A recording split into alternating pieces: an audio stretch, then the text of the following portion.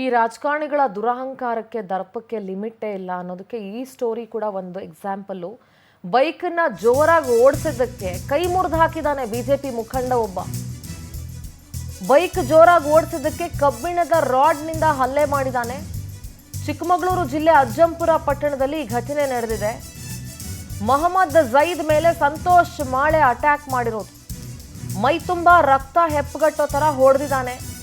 Ajjampura police ಠಾಣೆಯಲ್ಲಿ ಪ್ರಕರಣ ದಾಖಲಾಗಿದೆ. ಪ್ರಕರಣ ದಾಖಲಾಗ್ತಿದ್ದಂತೆ ಸಂತೋಷ್ ಮಾಳೆ ನಾಪತ್ತೆಯಾಗಿದ್ದಾನೆ.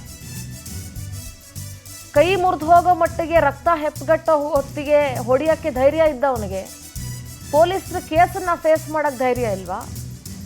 ತಮ್ಮನನ್ನ ಶಾಲೆಯಿಂದ ಕರ್ಕೊಂಡು ಬರೋಕ್ಕೆ ಝೈದ್ ಹೋಗಿದ್ದ. ಶಾಲೆ ಬಿಟ್ಟಿಲ್ಲ ಅಂತ ಹೇಳಿ 2-3 ಸಲ ಶಾಲೆ ಹತ್ರ ಓಡಾಡಿದ್ದ. ಬೈಕ್ ಸ್ಪೀಡಾಗಿ ಓಡಿಸ್ತೀಯಾ ಅಂತ ಹೇಳಿ ಝೈದ್ ಮೇಲೆ ಹಲ್ಲೆ ಮಾಡಿದ್ದಾನೆ. ಅಜ್ಜಂಪುರ ಠಾಣೆ ಬಳಿ ನೂರಾರು ಮುಸ್ಲಿಮರು ಜಮಾಯಿಸಿದ್ದಾರೆ. ಮಧ್ಯರಾತ್ರಿವರೆಗೂ ಠಾಣೆ ಹತ್ರ ಜಮಾಯಿಸಿದ್ರು ಮುಸ್ಲಿಮರು. ಸ್ಥಳಕ್ಕೆ ಹಿರಿಯ ಪೊಲೀಸ್ ಅಧಿಕಾರಿಗಳು ಭೇಟಿ ಕೊಟ್ಟು ಪರಿಶೀಲನೆ ನಡೆಸಿದ್ದಾರೆ. ಸದ್ಯ ಅಜ್ಜಂಪುರದಲ್ಲಿ ಬೂದಿ ಮುಚ್ಚಿದ ಕೆಂಡ ತರ ಪರಿಸ್ಥಿತಿ ಇದೆ. ಹಿಂದೂಗಳು ಮುಸ್ಲಿಂ ಮೇಲಾಗ್ಲಿ, ಮುಸಲ್ಮಾನರು ಹಿಂದೂಗಳ ಮೇಲಾಗ್ಲಿ ಯಾರಿಗೆ ಹಲ್ಲೆ ಮಾಡಿದ್ರು ದಟ್ ಇಸ್ ರಾಂಗ್. ಕೊರ್ಮನ್ ತರ ಇದ್ದಾರೆ. ಫೋಟೋಗೆ ಪೋಸ್ಟ್ ಕೊಡಿದ್ರು ನೋಡಿ. ಪ್ರತಿನಿಧಿ ಸಚಿನ್ ಶೆಟ್ಟಿ ದೂರವಾಣಿ ಸಂಪರ್ಕದಲ್ಲಿ ಜಾಯ್ನ್ ಆಗ್ತಿದ್ದಾರೆ. ಸಚಿನ್, ಈ ಗಾಡಿ ಜೋರಾಗಿ ಓಡಿಸಿದ್ದಕ್ಕೆ ಹೇಳ್ಬೋದಾಗಿತ್ತು, ನಿಧಾನಕ್ಕೆ ಓಡಿಸಪ್ಪ ಅಂತ ಬುದ್ಧಿ ಹೇಳ್ಬೋದಾಗಿತ್ತು. ಅದಕ್ಕೆ ಕೈ ಮುರಿದು ಹಾಕೋ ಮಟ್ಟಕ್ಕೆ ಹೊಡೆಯೋ ಅವಶ್ಯಕತೆ ಏನಿತ್ತು ಸಚಿನ್?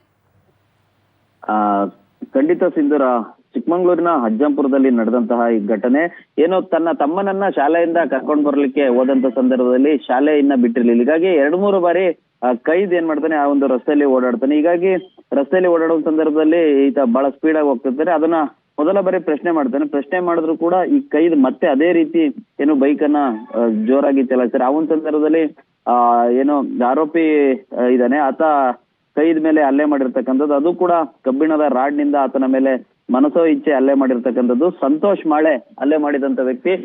ಈ ಸಂಬಂಧ ಅಜ್ಜಂಪುರ ಪೊಲೀಸ್ ಠಾಣೆಯಲ್ಲಿ ಪ್ರಕರಣ ದಾಖಲಾಗಿರ್ತಕ್ಕಂಥದ್ದು. ಕಳೆದ ರಾತ್ರಿ ಏನು ನೂರಾರು ಜನ ಮುಸ್ಲಿಂ ಮುಖಂಡರು ಪೊಲೀಸ್ ಠಾಣೆ ಬಳಿ ಸಾಕಷ್ಟು ಜಮಾಯಿಸಿ ಪ್ರತಿಭಟನೆ ಕೂಡ ಮಾಡಿದ್ರು. ಪ್ರತಿಭಟನೆ ಮಾಡಿದ ನಂತರ ಈಗಾಗಲೇ ಮಾಳೆ ಮೇಲೆ ಒಂದು ಪ್ರಕರಣ, ಸಂತೋಷ್ ಮಾಳೆ ಮೇಲೆ ಪ್ರಕರಣ ಕೂಡ ದಾಖಲಾಗಿರ್ತಕ್ಕಂಥದ್ದು. ಪ್ರಕರಣ ದಾಖಲಾದ ಸಂದರ್ಭದಲ್ಲಿ ಮಾಳೆ ಈಗ ಪರಾರಿಯಾಗಿರ್ತಕ್ಕಂಥ, ಅಂದ್ರೆ ಒಂದು ಹೊಡಿಬೇಕಾದಂತ ಸಂದರ್ಭದಲ್ಲಿ ಇದ್ದ ಧೈರ್ಯ ಈ ಒಂದು ಕಂಪ್ಲೇಂಟ್ ಆದ ನಂತರದಲ್ಲಿ ಎಲ್ಲಿ ಹೋಯ್ತು ಅನ್ನೋ ಒಂದು ಪ್ರಶ್ನೆ ಕಾಡ್ತಾರೆ. ಯಾಕೆಂತಂದ್ರೆ ಆತ ಹೊಡೆದಿರ್ತಕ್ಕಂಥ ಹೊಡೆತ ನೋಡಿದ್ರೆ ನಿಜಕ್ಕೂ ಕೂಡ ಎಂತವ್ರಿಗೂ ಕೂಡ ಮೈ ಜುಮ್ ಅನ್ಸುತ್ತೆ. ಆ ರೀತಿಯಲ್ಲಿ ಕಬ್ಬಿಣದ ರಾಡ್ನಿಂದ ಮನಸೋ ಇಚ್ಛೆ ಹಲ್ಲೆ ಮಾಡಿದ್ರೆ ಬಲಗೈಗೆ ಪೆಟ್ಟಾಗಿರ್ತಕ್ಕಂಥದ್ದು. ಮೈ ಸಂಪೂರ್ಣವಾಗಿ ರಕ್ತದಲ್ಲಿ ಹೆಪ್ಪುಗಟ್ಟಿರ್ತಕ್ಕಂಥದ್ದು. ಈಗಾಗಲೇ ಅಜ್ಜಂಪುರ ಸರ್ಕಾರಿ ಆಸ್ಪತ್ರೆಯಲ್ಲಿ ಆತನಿಗೆ ಚಿಕಿತ್ಸೆಯನ್ನು ಕೂಡ ನೀಡಲಾಗ್ತಿದೆ.